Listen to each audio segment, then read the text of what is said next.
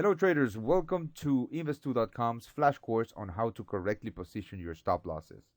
In this video, we're going to review the importance of stop losses in your trades.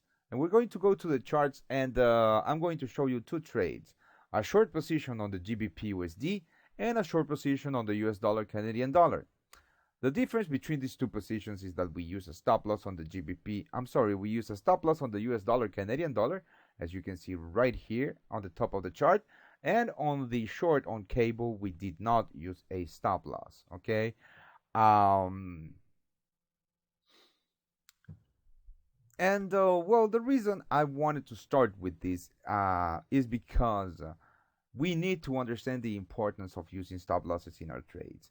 Now, the idea behind the stop loss is that if price hits that level, then you must immediately get out of the trade because your trade idea is no longer valid. For example, on the US dollar Canadian dollar, we went short on this area of resistance, okay? And we went short right about here. And had price come and reversed on us and moved above this area of resistance, well, our trade idea will no longer be valid and we would have to get out of that short position on a loss. That's why we put our stop losses above this area of resistance. And that is the logical way to manage your trade. Okay? Now, on the GBP USD, we went short also at this area of resistance. Okay? Now, the difference is that we decided not to use a stop loss. And what happened here is that we went short around this level, and then we had a great bullish pressure and a candle of about 60 pips that took us out of profit into a loss. Now, had we used a stop loss above this area of resistance, we would have been stopped out on a 45 pip stop loss. But because we didn't use a stop loss, we are now in the hole for about 100 pips or 101 pips.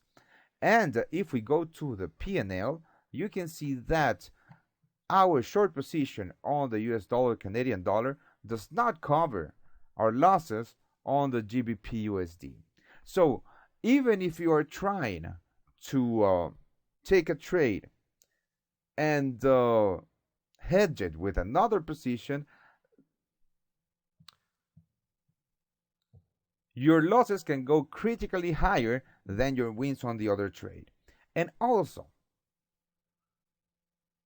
trading is about being disciplined, and this position on the GBP USD is the most indisciplined position I have ever seen.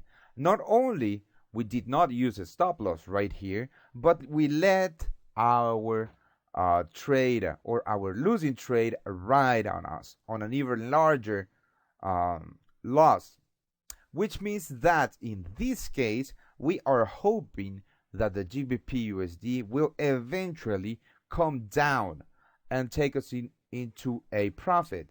But that is wishful thinking or hopeful thinking, and that's not the way to trade.